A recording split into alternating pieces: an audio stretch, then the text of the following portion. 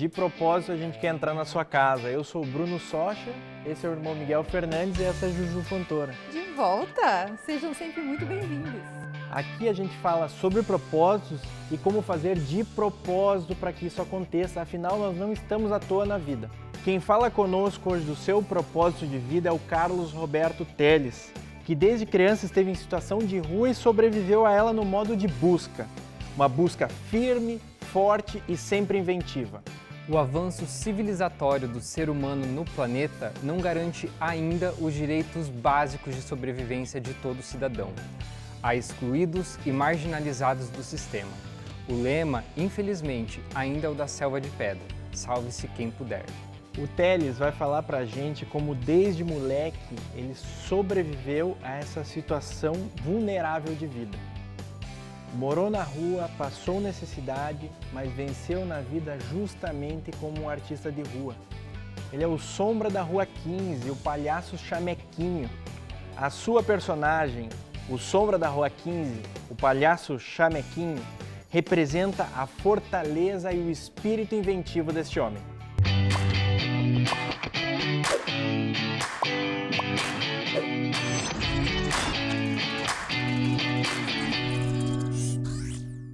Teles, você é um sobrevivente. Você sobreviveu ao quê para estar aqui hoje com a gente? Olha, sobrevivi muita coisa. Acho que sobrevivi à miséria, sobrevivi às ruas, eu ser um ex-piá de rua. Sobrevivi, assim, muitas coisas para poder trazer alegria a um povo que é onde, tipo assim, não, Curitiba não sorri. Eu digo que não, Curitiba sorri bastante, para poder levar alegria para o povo. E hoje, graças a Deus, com toda a sobrevivência, com toda a luta, nós estamos firmes aqui hoje, junto com vocês aí, para poder contar um pouco a nossa história e o nosso trabalho. Teles, você ainda moleque, um menino, um guri de Curitiba aí, foi buscar amparo na rua, né? A rua foi o teu lar por um período. Você tinha algum amparo na vida? Na verdade, assim, eu, aos 7 anos de idade, fui abandonado, me dizer, pela família, mas não por causa que a família queria se abandonar. Eu tive abandonado pela necessidade de você correr atrás, conseguir dinheiro para poder se alimentar, poder fazer as coisas. Daí eu saí de Curitiba com 7 anos e meio para São Paulo, e lá em São Paulo não deu muito certo não, viu? Aí eu voltei para Curitiba, comecei a me fantasiar de palhaço, a fazer o primeiro espetáculo na rua, aí comecei a ganhar o primeiro dinheiro, e ali, 33 anos de carreira. E você falou aí de São Paulo, né? Você saiu de Curitiba para tentar a sorte em São Paulo. Por quê? Como é que foi lá que você teve o contato com a arte? O que aconteceu nessa cidade de São Paulo, na sua ida a São Paulo? Bom, eu fui pedindo carona, né, e caminhando. Daí, quando eu cheguei em São Paulo, ali na Praça da Sé, eu tive um encontro com o padre Júlio Lancelotti, que era da Pastoral da Criança na época. Daí o padre Júlio Lancelotti, na verdade, eu estava de olho no relógio do padre, né? Era um relógio bonito, né? Aí não deu muito certo, não. Aí o padre arrumou um albergue para mim, e lá nesse albergue que eu fiquei, eu comecei a ver a arte de perto, porque eu via outros palhaços se apresentando, outras pessoas nas ruas, outras pessoas que eram artistas e que frequentavam essa casa. Aí eu olhei e disse, já sei que eu quero ser um palhaço. E voltei para Curitiba. Quando eu voltei para Curitiba, a primeira maquiagem, a primeira roupa, eu achei na rua, numa lixeira, que era resto de roupas de carnaval. Aí coloquei aquela roupa, aquela maquiagem, comecei a fazer a apresentação, e dali não parei mais, ali até hoje. A sociedade tem muito preconceito com morador de rua, né? Cria alguns estereótipos, cria algumas ideias que por vezes não são verdadeiras. Às vezes colocam todos os moradores de rua como se fossem uma pessoa só, que tem um jeito só, né? Algumas pessoas na rua usam drogas, por exemplo, são usuários de droga. Por que você acha que isso acontece? A droga anestesia para viver na rua? Existe uma questão seguinte, se você pedir a uma pessoa o pão, ela pode negar. Se você pedir a 2 pessoas, ela pode negar, mas a terceira pessoa te dá o pão. Mas a falta do amor, do carinho e da atenção, ela não tem conserto. Aí a pessoa acaba achando refúgio nas drogas para tentar superar essa parte da falta de carinho, da falta de amor nas ruas da cidade, da falta de alguém para conversar, de um conselho, de uma coisa, qualquer pessoa que ela não tenha carinho, não tenha amor, ela procura o refúgio na bebida, ela procura o refúgio em outras drogas, né? Não é o certo, mas a pessoa acha que dá certo. E nunca deu certo, não.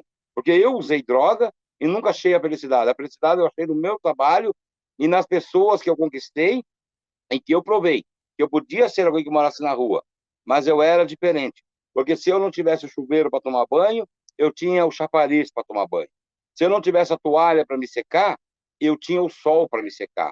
Se eu não tivesse o cobertor, eu tinha o papelão. Tem essa questão do morador de rua, às vezes tem uma questão que a gente se acostuma, mas não deveria, né? Essas pessoas se tornam invisíveis para nós e a sociedade vai se acostumando, vai tornando aquilo comum, uma coisa que não é nada normal, né? Porque a rua não é lar de ninguém, a rua não é espaço para a vida de ninguém. Eu não quero teu dinheiro, eu não quero teu poder. Eu apenas quero teu bom dia e apenas quero teu sorriso. Pois isso não custa nada a você dar a uma pessoa. Porque todos nós estamos nesse mundo hoje emprestado. A qualquer momento, qualquer um de nós podemos se tornar um morador de rua. Qualquer um de nós. Hoje, eu trabalho num lugar que eu conheço médicos que são moradores de rua, conheço advogados que são moradores de rua, pessoas que têm empresas que são moradores de rua, e que a questão pessoas como a gente, hoje que estamos aqui, amanhã nós podemos estar em situação de rua. Por isso que nós temos que olhar as pessoas que moram nas ruas com os olhos do seguinte: são ser humano igual a mim, hoje precisa de uma ajuda minha, e se eu puder, eu vou ajudar, vou dar a mão para essas pessoas. Teles, eu quero saber exatamente qual foi o momento da virada de sobrevivência na sua vida. O que na sua vida foi sorte e o que foi esforço, batalha pessoal? Eu acho que vamos dizer assim, tudo foi batalha pessoal e tudo foi sorte. A cada momento, a cada coisa que acontece na minha vida, eu agradeço a Deus por eu ter. Porque assim, você não tinha nada, de repente você se torna um artista conhecido, 32 anos de carreira. Aí você começa a fazer um trabalho que todo mundo gosta, é um trabalho premiado. Eu acho que não há sorte, é esforço e sorte e a vontade de viver. O Sombra da Rua 15 foi chamado assim porque você vivia na cola, vive na cola das pessoas ali no calçadão, né? Mas na verdade esse personagem de mais de 30 anos chama Palhaço Chamequinho, certo? E irmão Miguel, você já foi imitado pelo Sombra na Rua 15? Não, eu estou há pouco tempo aqui em Curitiba, não tive ainda essa oportunidade. Eu já fui imitado por ele. E Juju, e você? Eu ainda não, mas você sim, né, Bruno? Eu tenho um vídeo aqui, vamos ver?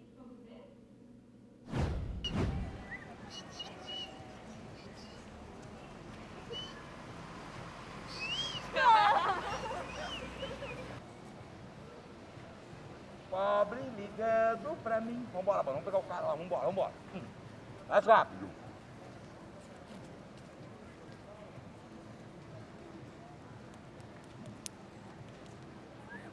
Rápido. Aí, guria. Aí, uia. Aí, guria. Aí. Uia. Vambora. Aí.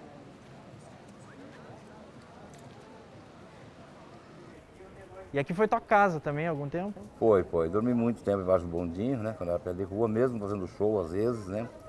Você não podia ficar em hotel porque você era menor, então você tinha que dormir na rua mesmo, porque saí de casa por necessidade e acabei virando uma pessoa que morava na rua. Então eu dormi embaixo do bondinho aí. Então era minha casa, e era meu palco. Foi teu palco e você cresceu aqui. Esse lugar te educou também, não te educou? Me educou. Acho que a escola da vida, ela é uma escola que dá muita experiência pra gente nas coisas boas e nas coisas ruins. Então você acaba escolhendo o que você quer da tua vida. Você quer ir pro lado bom ou pro lado ruim? Porque a vida ela tem uma rua, né, escura, onde tem droga, onde tem violência, onde tem tudo. E uma rua clara, onde tem a paz e o amor. Eu fui até um pouco da rua escura, mas eu voltei e fui para a Rua Clara e hoje estou aí, 32 anos de carreira. Obrigado. Então, continua a chover aqui, tá em Curitiba. Você tá de palhaçada comigo? Não, é palhaçada não. isso? Você já foi loiro? Hã? Você foi loiro? Não. Você nunca foi loiro? Não. Eu provo que você é. Por quê? Posso fazer a pergunta? Faça. Que cor é o S da Perdigão, vermelho ou preto? Preta. Aí, é loiro. Perdigão não tem essa, que tem essa sadia. sadia. Preconceito racial, social, intolerância religiosa, sexual. E os poderosos alimentam a ignorância que sustenta a sua ganância e tudo fica sempre igual. Sangue pra sua sede, ódio na sua rede. Seus ouvidos têm paredes e as mentiras travam a sua visão. Tempos sombrios, peitos vazios, você foi estrangulado quando o ar ficou pesado dentro do pulmão. Sopro de vida mal agradecida do parto a partir da nossa presença que devia ser uma missão. Se a vida é um sopro, eu abro as janelas. Se uma maré de lama, eu uso as minhas velas e busco a luz no fim da escuridão. Me libertei da escravidão na mente, derrubei o muro que separa a gente. Professores são heróis diariamente, obrigado por plantar essa semente. Na mudança do presente ao mal do futuro, essa lama não vai ser maior que a gente. Vou em frente porque meu amor é puro, é o abraço do bombeiro com sobrevivente. Pesquisas mostram que a grande maioria da população de rua é formada por homens vítimas de alcoolismo e drogas, conflitos familiares e atualmente muito por desemprego ou baixa renda. Eu fui acompanhar o trabalho solidário e voluntário do grupo Rango de Rua, no centro da cidade de Curitiba. Estive com Fernando de Moraes. Vejam. E o que motiva vocês a vir toda sexta-feira aqui distribuir essa comida para o pessoal de rua? Eu acho que é igual ao primeiro caso. Eu acho que é necessidade. Eu vim conhecer o projeto sem querer. O projeto tinha 6 meses. Eu conheci, vi a situação que é na rua, que a gente estava conversando antes ali. Antes são pessoas invisíveis, são pessoas que a sociedade marginaliza, discrimina. E aí você vê a necessidade, você entrega uma comida para uma pessoa, brilha o olho da pessoa, fala assim, te agradece, obrigado, senta e come uma marmita de quase 1 quilo na tua frente e você fala assim, meu Deus, preciso continuar. E deve dar trabalho organizar tudo isso, né? Dá, Conta pra gente como que funciona essa logística da coisa. Subsidiado através de doações, né? O Rango hoje ele é 100% voluntariado e doação, tá? Então a gente tem essa cozinha e a gente tem pontos de arrecadação na cidade onde a gente recebe alimentos. O nome já diz, né? Rango de rua. Então, assim, o foco principal do projeto é o alimento, é trazer o alimento às pessoas em situação de rua, né? No decorrer de todo esse tempo, por 8 anos nas ruas, no decorrer de todo esse tempo a gente percebe necessidades que vão a mais, né? Então a gente traz um doce de sobremesa. Pô, quem que não gosta de comer um docinho depois de jantar ou comer, né? Isso é bom, então a gente também traz suco, água, achocolatado. Em dias de frio a gente traz chocolate quente, né? Que é muito bom. Também a gente corre atrás a gente traz cobertores, traz roupas, calçados. Se a pessoa vem pedir ajuda, a gente tenta ajudar. Então a gente já conseguiu correr atrás de clínicas de reabilitação, já fomos atrás de passagens para a pessoa voltar para a família. Muitos querem trabalhar, tem épocas de lavoura em algumas cidades, em alguns estados, então a gente ajuda a mandar esse pessoal para essa lavoura. Claro, a gente corre, não só assim manda, né? Então tudo a gente corre atrás de um histórico para ver a real necessidade. Que para mim não adianta eu tirar a pessoa da rua daqui e mandar para a rua para outra cidade. Então a gente corre atrás, tipo assim, mas quem que você vai para tal cidade? Quem que vai te receber? A gente tenta falar com essa pessoa para tentar fazer tudo certinho, né? A gente corre atrás de ajudar a pessoa a pagar aluguel, a gente corre atrás de pessoa arranjar emprego, é muito difícil, mas a gente corre atrás. Então assim, corremos já atrás eu quero pilha pro meu rádio, a gente traz pilha, sabe? São coisinhas que o que a pessoa pedir a gente vai tentar dar um jeito de ajudar. Então o Rango ele acaba se tornando isso, né? Porque o legal do Rango é isso, sabe? A gente troca ideia. Então é aí que a gente consegue. Eu não vou ficar tipo, poxa, por que isso tá na rua? Pô, a gente senta no meio fio, troca uma ideia. Meu, é uma delícia. É muito legal. Às vezes eles precisam ser ouvidos, só alguém sentar do lado e trocar uma ideia. Às vezes é isso que eles precisam, né? Então nessas conversas saiu uma história bem legal, que foi do Rafael, que ele estava vendendo o cortador de unha que eu falei. E aí o Rafael começou a trocar uma ideia com a minha esposa, com uma outra voluntária. Ele tinha acesso ao computador na biblioteca pública, mandou um arquivo legal, meu cunhado entrou na jogada, hoje o cara tem 2 livros publicados. Que legal, 2 livros hein? publicados. Que Então assim, é uma incrível. história... Nossa, teve lançamento do primeiro livro. As pessoas têm que conhecer quem está na rua, as pessoas têm que se interessar para saber quem está na rua, né?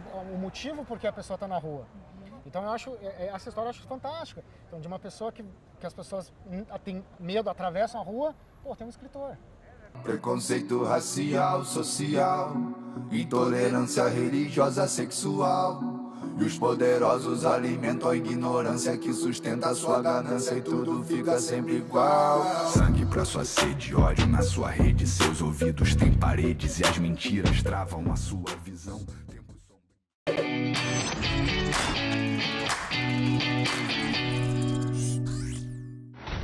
O Teles, já quando menino, viveu a situação de rua.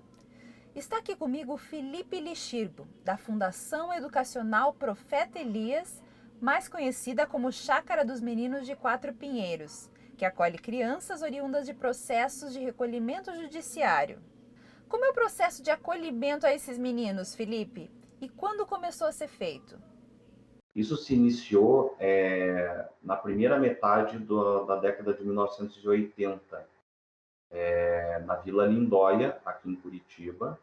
E esse trabalho se iniciou com até então Frei Carmelita, que hoje é um padre, né? Que é o Fernando Francisco de Góes, né? Que foi o fundador da instituição. E durante os anos 80 até o início dos anos 90, esse trabalho ele se deu na Vila Lindóia, mais precisamente na comunidade Profeta Elias, né? E nesse momento o trabalho ele era realizado não somente com meninos, mas também com meninas. E também com a população local, né? Era um trabalho mais amplo, não era tão específico como hoje. Quais são as atividades desenvolvidas com os meninos? Eles têm aula de arte-terapia, de pintura, de artesanato. Eles têm também, na verdade, cursos externos que eles realizam. Hoje, na verdade, eles realizam mais cursos externos, né? Junto ao Tribunal de Justiça, no caso, que é os Jovens Promissores, né? E também junto com instituições parceiras. Por quanto tempo o menino permanece no acolhimento institucional? O tempo de permanência deles, na verdade, em regra, a tipificação, enfim, do acolhimento institucional, ela preconiza que o tempo máximo é de 2 anos do acolhimento. Esse tempo, muitas vezes, ele se estende, ele ultrapassa esses 2 anos, né? É claro, de modo, né, a satisfazer ali a integridade e resguardar, né, os direitos daquelas crianças e dos adolescentes ali acolhidos, né? Felipe, e como que é o acompanhamento desses meninos depois que eles completam o tempo de acolhimento? Então, o acompanhamento, na verdade, ele é constante. Digo isso por quê? Porque os ex-meninos, a gente sempre busca, enfim, manter esse contato por meio de eventos, por meio de voluntariado, isso acontece muito. Ou seja, esse acompanhamento, em termos práticos, assim, a gente tem um constante contato mesmo com os ex-meninos, né? E também daí via telefone, via as redes sociais, enfim, principalmente agora nessa época de pandemia. Muito obrigada pela sua participação, Felipe. Que bom esse trabalho de vocês. Teles, e como ficaram ao longo desses anos os seus vínculos familiares e de amizade verdadeira? Eu vivo familiares hoje, bem. Sou casado, tenho 3 filhas, sou feliz da vida. Amizade verdadeira, conhecidos e tem milhões, né? Amigos, a gente tem 1000. Irmão, a gente tem 2, 3, 4, 5. Amigo verdadeiro é aquele amigo que te ensina o primeiro passo da vida. Amigo verdadeiro é aquele que inclui a sua vida em orações.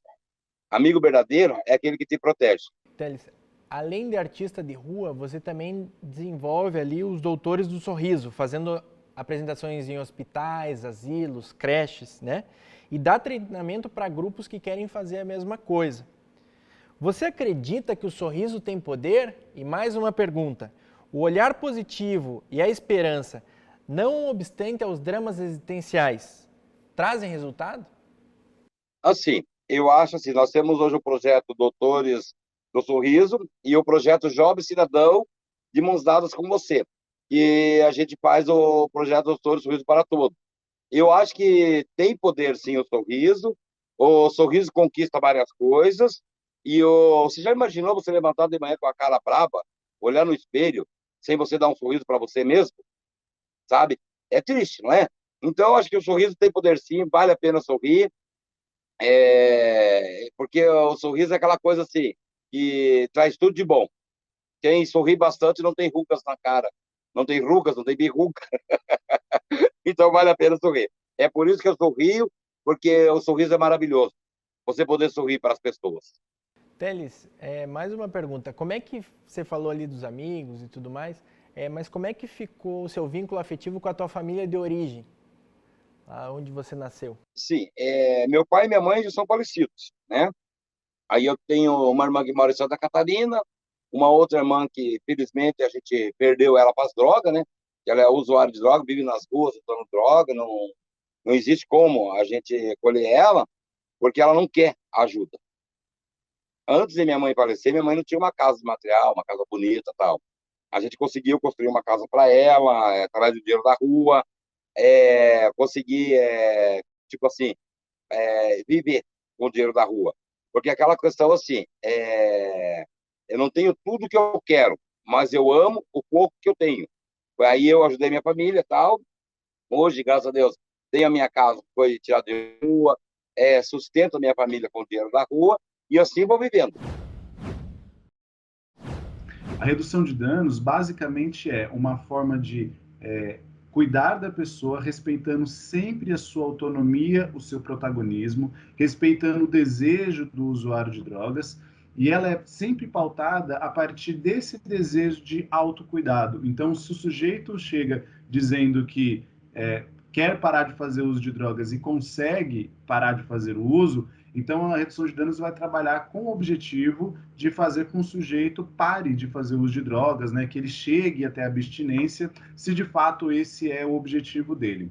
Agora, a gente não pode deixar de lado pessoas que não querem ou não conseguem parar de fazer o uso de drogas. Então, nesses casos, também a redução de danos vai ofertar um cuidado, né, um olhar junto com o usuário, né, que possibilite ele se cuidar. Ainda que ele não queira parar de fazer uso de drogas ou que ele não consiga parar de fazer o uso, a redução de danos está auxiliando junto com o usuário, em pensar junto com ele estratégias que façam ele se cuidar ou que favoreçam esse autocuidado dele. É muito comum você ir conversar com essas pessoas que estão em situação de rua, estão em alta vulnerabilidade social, não só o crack, mas o álcool também. Inclusive, o álcool é de fato o maior problema que nós temos hoje no consumo de drogas no Brasil, e não o crack, né? Então, se você conversar com uma pessoa, por exemplo, que faz o uso de 1 litro de álcool por dia, e aí você vai conversar com ela nessas noites frias que nós estamos passando em São Paulo hoje, e aí você vai conversar com a pessoa e fala assim, e aí, como é que você tá e tal? A pessoa olha para sua cara e fala assim, olha, eu tô tentando parar de beber, mas eu não consigo. E aí você vai conversando com essa pessoa e muitas vezes ela fala assim, olha, eu não consigo porque eu passo muito frio de noite. Então eu bebo álcool para poder me esquentar. Então você começa a perceber que o álcool para aquela pessoa nem é o grande problema, é quase... E eu vou até ser ousado em dizer que é quase uma automedicação. O sujeito está bebendo álcool para poder se esquentar. O sujeito está fumando crack para poder ter algum tipo de prazer no seu leque de prazeres que é extremamente reduzido, porque ele não tem acesso a nada. Ele não tem acesso a nenhum tipo de esporte, de lazer, né? E aí, quando ele faz uso de uma substância, ele tem um baita de um prazer. E é por isso que o crack tem um significado tão grande na vida dessas pessoas. Quer fazer com que as pessoas parem de usar drogas ou diminuam o uso, que comece a se cuidar? Esqueça a droga, esqueça o crack, esqueça o álcool e pergunte para ela o que ela precisa. Pergunte para ela quais são os sonhos dela, o desejo dela. E a partir desses sonhos, desses desejos, a gente consegue fazer com que aquela substância que tinha um significado tão grande na vida daquela pessoa começa a diminuir esse significado a partir do momento que a gente começa a abrir o leque de prazeres e acessos dessa pessoa. As pessoas que estão lá são humanas e elas precisam ser tratadas dessa forma. É um grande equívoco e até muito perverso chamar aquelas pessoas que estão lá de forma muito preconceituosa de zumbi. Ninguém que está na Cracolândia é zumbi. Ninguém que está na Cracolândia perde a capacidade de saber o que é melhor para si. Acho que a grande questão é que ninguém chega para essas pessoas e pergunta para elas o que é melhor para elas. E a redução de danos faz exatamente isso. Teles, você citou aqui do seu projeto Jovem Cidadão. E ainda você trabalha na Fundação de Assistência Social do município de Curitiba, justamente em albergues para moradores de rua. Dar comida a quem tem fome e abrigo a quem não tem são ações que não deveriam ser solidárias e caridosas, certo? Por isso eu te pergunto, como os moradores de rua veem a questão de seus direitos como cidadãos? Respaldo amplo do poder público que trabalhe a acolhida e atenção para com eles, que inclua intermediação eficaz para que eles consigam, por exemplo, um emprego fixo. Bom, a questão do projeto Jovem Cidadão hoje, a gente criou o projeto Jovem Cidadão para prevenir até o uso de droga nas escolas, com palestras, apresentações artísticas e tal. E a questão de eu ir trabalhar na PAS, que é o Centro de Ação Social de Curitiba, foi pela epidemia, pela própria epidemia, porque daí não tinha como eu ir fazer meu show na rua e tal. E um amigo me ligou e disse, olha, abriu vaga lá numa empresa para trabalhar na PAS. Eu fui lá, sem saber ler, sem saber escrever, mandei um currículo meu e me contrataram. E eu fui trabalhar na PAS. E uma questão assim, de ser humano, né? Porque nós não podemos deixar as pessoas morrer de fome. Nós não podemos deixar a pessoa morrer de frio. Mas para isso acontecer, para eles terem um emprego, eles não podem chegar lá, por exemplo, do jeito que eles estão vestidos, chegar a dizer, eu sou um morador de rua e quero trabalhar na sua empresa. Ninguém vai contratar eles. Então, hoje, o que o poder público podia criar, pode fazer, é criar uma casa de apoio, onde pega uma pessoa dessa, por exemplo, ensina ela a fazer o seu currículo, ensina ela como ela vai chegar para uma entrevista de emprego, uma bela roupa, uma bela barba, bem feita a barba, um cabelo bem cortado, para ela ter uma apresentação legal, para ela conseguir um emprego. Se eu fosse um morador de rua e Deus não me desse a profissão certa, que é ser artista, eu gostaria de ter esse tipo de apoio que eu gostaria de ter se eu fosse hoje ainda um morador de rua. Eu acho que os comerciantes, as empresas, elas têm que ter um compromisso em ajudar essas pessoas. Porque essas pessoas que são moradores de rua, em muitos casos, eles são muito profissionais no que eles já fizeram, no que eles fazem, sabe? Nós temos que dizer, não podemos dizer assim, porque é morador de rua é vagabundo, porque é morador de rua é usuário de droga, porque é morador de rua não tem futuro. Todos nós temos futuro, basta ter um apoio. Eu acho que esse testemunho de vida e do propósito de vida do Teles de trabalhar com as pessoas trazendo alegria é uma fala que nos traz muito aprendizado, né? E algumas coisas que me vêm à cabeça é assim, é quase impossível ou é impossível se colocar no lugar do outro, porque as nossas realidades de vida são completamente distintas. O que eu preciso é ter humanidade, o que eu preciso é ter um olhar atento, uma escuta atenta ao outro, né? Para que essas pessoas que estão em situação de vulnerabilidade não sejam invisíveis e que a nossa ação humana não seja esporádica, né? As pessoas seguem passando fome, as pessoas seguem passando frio e isso é um problema, é uma questão de todos. Nós precisamos agir enquanto sociedade para ser mais humano e para que o mundo melhore pouco a pouco. Viver pode ser simples, mas não é nada fácil. Exige muita resiliência, força e profunda esperança. A gente evolui pelo desfrute e pela dor da vida. E temos muito a evoluir ainda, como indivíduos e como coletividade. E em relação a uma justa inclusão, essa evolução é para ontem e é para antes de chegarmos a Marte. Tchau, cara valente. Siga firme no seu propósito, no seu projeto de vida de fazer os outros sorrirem. Você precisa ir e a gente também. Tchau, pessoal de casa. Tchau, Juju.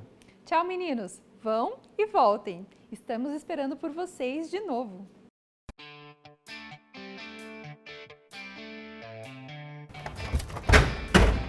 E agora, brother Miguel, vamos para onde só Deus sabe? Não, Bruno, a gente sabe também. Vamos nessa com propósito e de propósito.